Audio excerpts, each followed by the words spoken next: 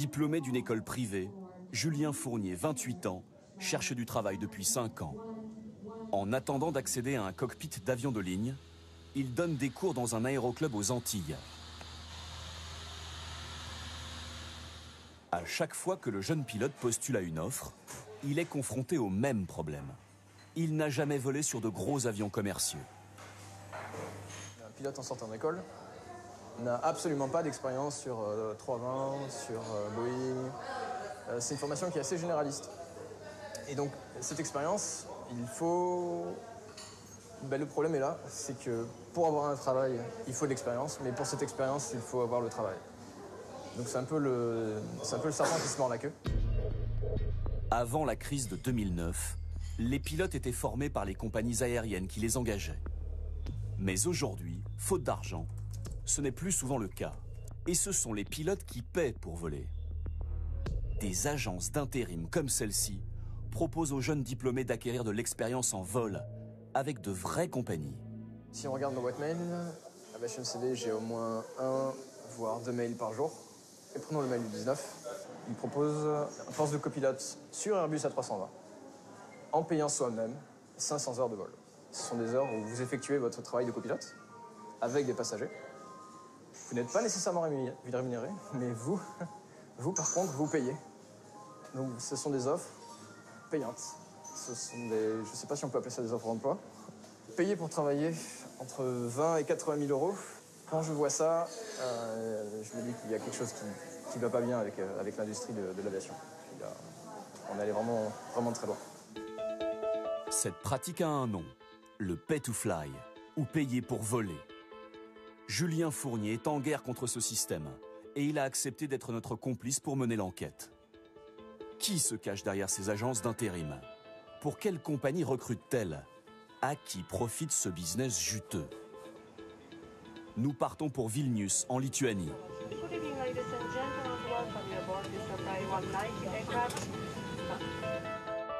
C'est là que se trouve le siège d'Aviation CV, l'agence d'intérim dont Julien Fournier reçoit quotidiennement les mails. Elle travaille avec une école de pilotage privée, la Baltic Aviation Academy. Notre complice s'y rend en caméra cachée. Nous pouvons aller à l'étage. Il est reçu par une jeune femme, responsable des formations. Notre pilote veut savoir quel type de programme Pay to Fly l'école propose. Nous avons un programme de 500 heures au Maroc avec la Royal Air Maroc, sur des vols en provenance du Maroc et à destination de l'Europe. Nous avons 3 pilotes là-bas déjà. Le prix qu'ils nous ont indiqué est de 62 500 € pour 500 heures de vol. Nous espérons que très bientôt, ils nous prendront d'autres pilotes. Donc on travaille pour eux en tant que copilote sur des vols réguliers avec des passagers. Oui, c'est ça.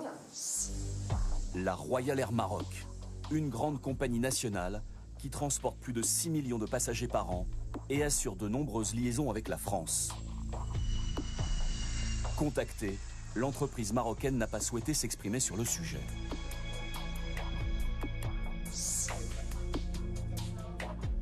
D'autres compagnies ont recours à ces pratiques aux tarifs très élevés. Nous avons aussi une compagnie vietnamienne, Vietjet, qui propose 500 heures de vol, mais avec un contrat de 3 ans à la clé. Et ce programme coûte combien? 85 000 €. Selon cette responsable, 500 heures à transporter des passagers sans salaire tout en payant sa formation, la pratique serait légale au Vietnam et au Maroc. Julien Fournier découvre que la sélection des compagnies ne serait pas non plus très poussée. Pour la Royal Air Maroc, il n'y a pas d'évaluation. Pas d'évaluation? Non. Vous payez, vous commencez aussitôt. Pour Vietjet, il y a bien une évaluation. Cependant, il nous faut confiance pour qu'on leur envoie des pilotes fiables. Une fois qu'on a intégré le programme, on n'a aucun risque d'être exclu? Je n'en ai jamais entendu parler. Au revoir, c'était un plaisir de vous rencontrer. Passez une bonne journée. Vous aussi, merci. Jusqu'à 85 000 € la formation, à raison d'une vingtaine de pilotes par an. Le business peut s'avérer rentable. Nous avons découvert qu'une société basée à Chypre, Pilot Management Service, propose des prêts aux candidats à ces formations, comme le prouve ce document. Pilot Management Service appartient au groupe Aviation Solutions, également propriétaire de la Baltic Aviation Academy. C'est ce même groupe qui détient la vitrine du Pay2Fly sur Internet, l'agence d'intérim Aviation CV, dont notre pilote a reçu les mails. Arrivé des États-Unis il y a 10 ans, le modèle Pay2Fly a essaimé partout en Europe, et même au-delà. Aujourd'hui, de nombreuses compagnies y ont recours. Un pilote qui paye pour travailler offre-t-il les mêmes garanties qu'un pilote normalement rémunéré? Pour leur syndicat, la réponse est non. En mars 2013, un accident survenu à l'aéroport de Lyon renforce leur conviction. Immobilisé, embourbé, 300 mètres après le bout de la piste. Il était 20h50 hier soir, cet A321 en provenance de Dakar atterri et a poursuivi sa course bien au-delà de la zone goudronnée. L'avion appartient à Air Hermes, filiale grecque de la compagnie française Air Méditerranée. On était assis comme ça et puis à l'arrivée, en se posant, l'avion s'est mis à bouger, il y a eu beaucoup de mouvements et puis il s'est immobilisé et il a fallu attendre avant de pouvoir sortir. Dans son rapport publié en août 2015, le BEA souligne les connaissances lacunaires du copilote et sa très faible expérience. Pour le principal syndicat de pilotes français, aucun doute n'est possible. Le copilote inexpérimenté était bien en Pay2Fly. Lorsque l'on lit le rapport publié par le BEA récemment, on a la description d'une performance de l'équipage qui est absolument lamentable. Et tout ça n'a été rendu possible que parce que la compagnie aérienne, Hermès, a embauché ce jeune copilote, même si c'est officiellement dit nulle part, en Pay2Fly. Donc ce jeune copilote, lui, il a payé pour faire ses heures de vol. Ça s'est fini par une sortie de piste, après une performance absolument lamentable. Donc tout le monde savait, mais personne n'a bougé. Interrogé, la compagnie nie avoir recours au Pay2Fly. Et nous précise que les compagnies aériennes sérieuses comme Hermès ont des programmes de formation rigoureux pour leurs pilotes afin de s'assurer que leurs compétences soient en adéquation avec les règles morales et légales. Le SNPL craint que des accidents plus graves ne surviennent. Une inquiétude partagée par ce pilote passé par le Pay2Fly chez Small Planet, une compagnie lituanienne. Eric a accepté de témoigner sous couvert d'anonymat. Il travaille aujourd'hui pour une autre compagnie. Mais pour devenir copilote chez Small Planet, il s'était engagé à payer 50 000 €, comme le montre ce document. Il n'en donnera finalement que 20 000.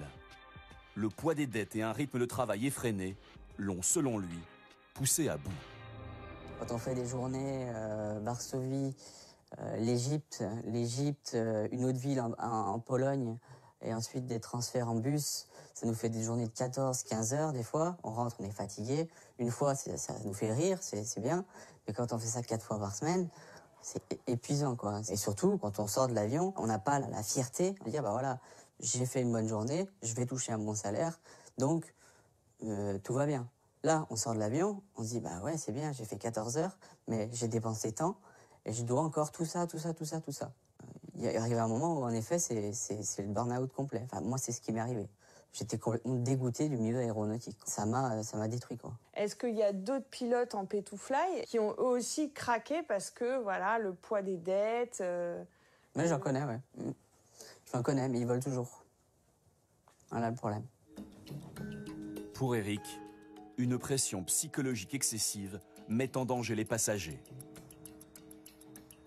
Retour en Lituanie, au siège de Small Planet, l'ancienne compagnie d'Eric. Nous demandons une interview au directeur de la communication. Bonjour, je réalise un reportage sur le Pay2Fly. J'ai rencontré des anciens copilotes de Small Planet qui m'ont affirmé avoir souffert de burn-out et qui dénoncent une forme d'exploitation. Qu'avez-vous à répondre? Ce sont des sujets délicats et ce que vous affirmez est faux. Laissez votre numéro de téléphone et je vous appelle demain matin. Merci, au revoir. Nous n'obtiendrons pas d'interview filmée. Le directeur de la communication répond à nos questions par téléphone. Nous rejetons en bloc ces accusations. La sécurité est notre priorité et nous respectons toutes les règles sur le repos des équipages. Tout ce que nous faisons est légal. D'ailleurs, nous ne sommes pas la seule compagnie aérienne en Europe à faire ça.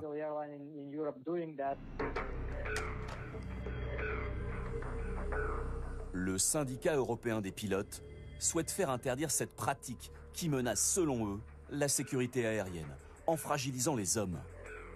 Des hommes qui, dans plus de la moitié des cas, sont la première cause d'un accident aérien.